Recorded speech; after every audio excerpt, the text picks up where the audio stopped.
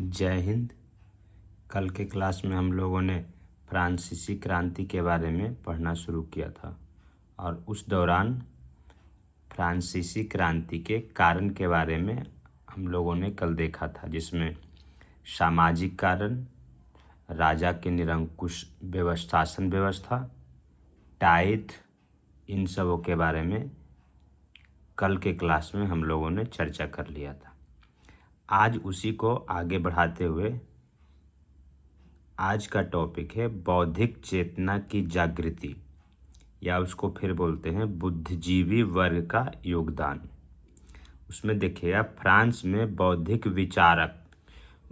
विचार को फिलोसफ्स कहा जाता था, जो संगोष्ठियों में वाद विवाद करते थे।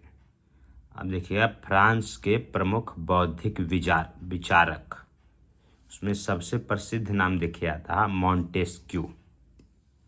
सबसे फेमस नाम देखिए उसमें है मॉन्टेस्क्यू, जिसका मूल नाम था चार्ल्स लुई सेकेंड।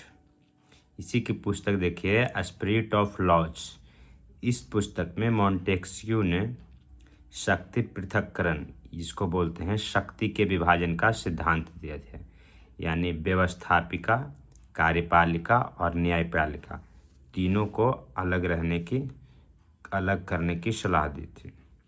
उसके बाद देखिए, अगला विचारक है वाल्टेयर, और वाल्टेयर का मूल नाम था फ्रांसवा मारी द आरुए, और वाल्टेयर देखिएगा स्वयं को किंग वाल्टेयर मानता था। इसी क्रम में देखिए वाल्टेयर की कुछ रचना दी गई है। पहला इंडिपस, ये वाल्टेयर का फर्स्ट नाटक यानी पहला नाटक था।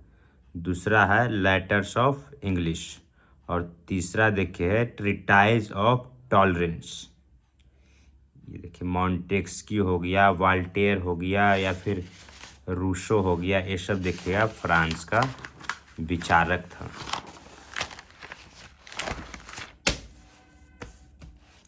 अब देखिए अगला नाम है जीन जकाब रूसो, या उसी को बोलते हैं रूसो। इसने नेपोलियन बोनापार्ट के जन्म की भविष्यवाणी की थी। इसमें देखिए रूसो की प्रसिद्ध पुस्तक है सोशल कॉन्ट्रैक्ट, जिसको बोलते हैं सामाजिक संविदा। इस पुस्तक के प्रमुख विचार इसको बोलते हैं स्वतंत्रता, समानता और बंधुत्व, जिसको हम लोगों ने अपने प्रस्तावना में शामिल किया था। उसके बाद देखिए अगला इसमें है एमिल। एमिल क्या था, तो बच्चों की शिक्षा पर आधारित था। और रूसो का एक प्रसिद्ध कथन था प्रकृति की ओर लौटो, जिसे बोलते हैं वेदों की ओर लौटो। तो वेदों की ओर लौटो किसका कथन था, दयानंद सरस्वती का। उसी क्रम में देखिए आप प्रकृति की ओर लौटो, यानी यह कथन किसका था, रूसो का। आगे देखिए फिर है विचारक है जॉन लॉक, और जॉन लॉक की भी देखिए पुस्तक है ट्रीटाइज ऑफ गवर्नमेंट। इसमें देखिए राजा का जो दैवीय सिद्धांत था, जिसके हिसाब से वहाँ की शासन व्यवस्था चलाता था, उसका इस पुस्तक में खंडन किया गया। अब देखिए अगला कारण पढ़ना है फ्रांसीसी क्रांति की तात्कालिक कारण।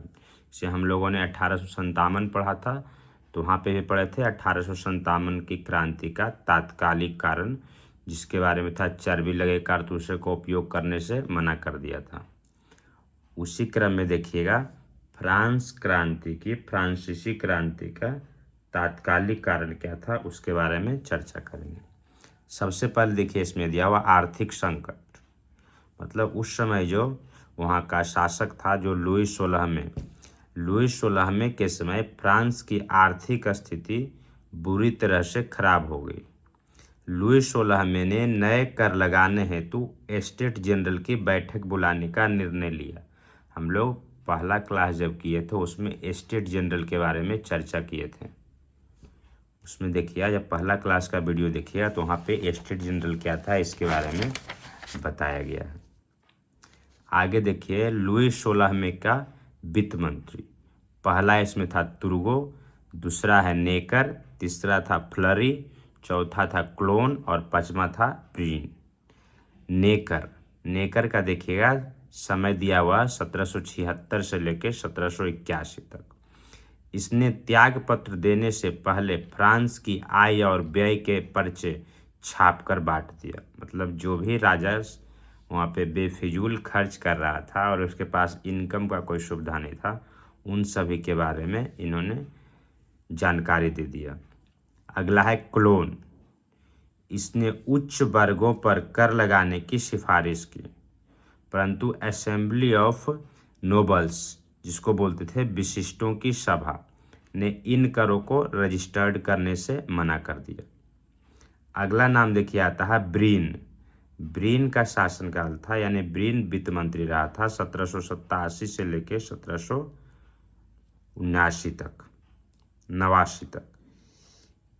इसने भी नए करों को रजिस्टर्ड करने हेतु असेंबली ऑफ नोबल्स से सिफारिश की, परंतु असेंबली ऑफ नोबल्स ने रजिस्टर्ड करने से मना कर दिया।